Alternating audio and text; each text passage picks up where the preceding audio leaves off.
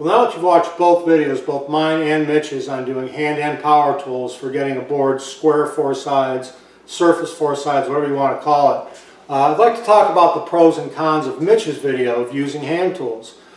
First of all, the pros. It's extremely quiet. You can do this late at night, early in the morning. If there's other people in the household, you're not going to bother them. The second thing is that there's little potential risk of harming yourself with a hand plane. I mean, it's possible, but the chance of that has been drastically lowered. Also, you can get a surface ready for finish right from the hand plane. No sanding required in some cases, which is a big benefit. It cuts down a lot of the preparation time for the finish. Also, it's much less expensive. You can buy a hand plane on eBay for $20 to $50, get it tuned up, and get really good results from it. So as an entry-level woodworker, you might consider going the hand plane route just for expense sake. Another thing is you can use much shorter wood when you're using Mitch's method. You can get a much wider board and use a much shorter board and still get very good results. But there are some disadvantages to it. First of all is the speed. I mean, it takes a long time to get down to that perfect thickness and square on all four sides. There's also no repeatability.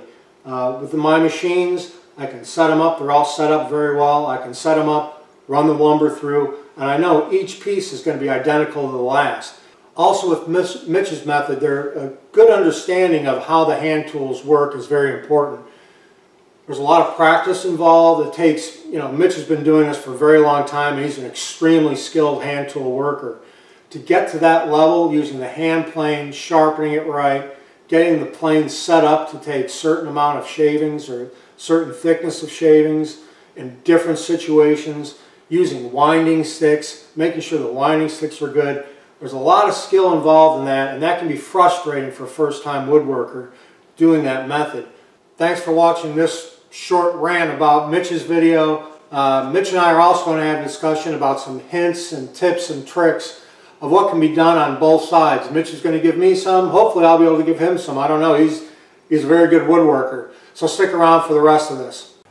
Well, Guy, thank you very much for your video. It so clearly demonstrates how you can do this job using power tools. But I've got a few thoughts on it as well, which I'd like to share with everyone. First of all, some of the advantages. Well, clearly it can be a lot quicker. Which might be really important if you're just a weekend woodworker trying to get a project done. There's far less physical effort involved, and that can be really important to some people as well. It's really suited to batch production. If you need, say, 6 boards to make up a tabletop, you want them all identical, same thickness, same width, you only need to set up your machines once. There are some important points I think to note.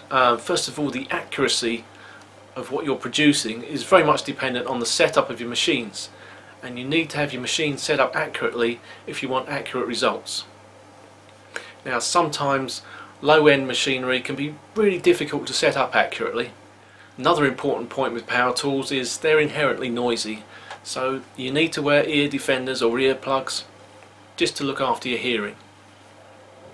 Of course, you should be wearing eye protection and breathing protection as well. All 4 of the power tools you've shown today are quite dangerous. The skill saw, circular saw, obviously you can take quite a thick cut with that.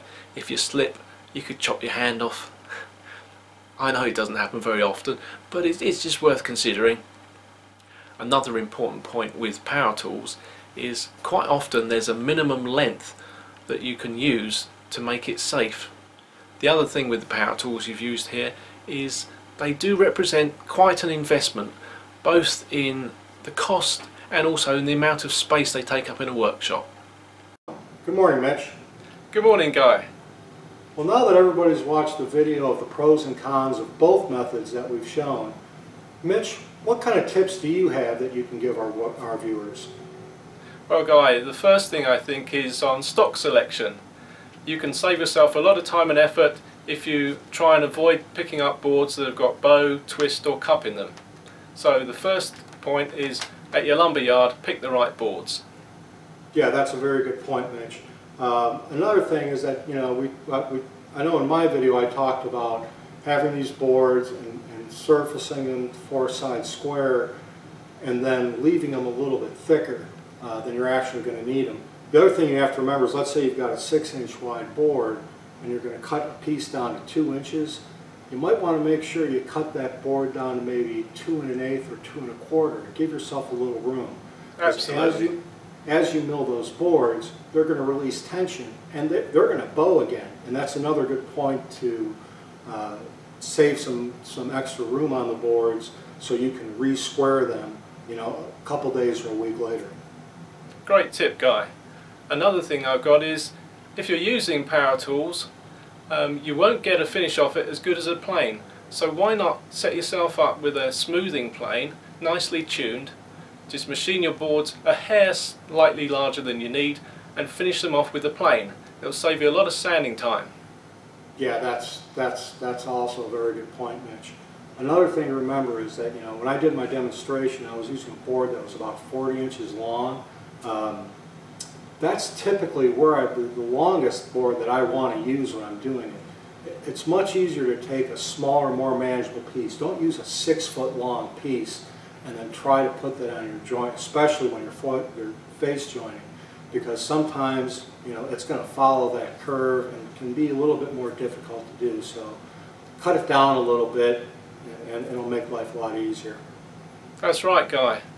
One thing I'd suggest to people out there is, if you can, try both methods, because unless you do, you won't know which one you prefer. Yeah, exactly. And I also want to bring up one more point about your video. I don't think we've discussed this at all before, which is the bench.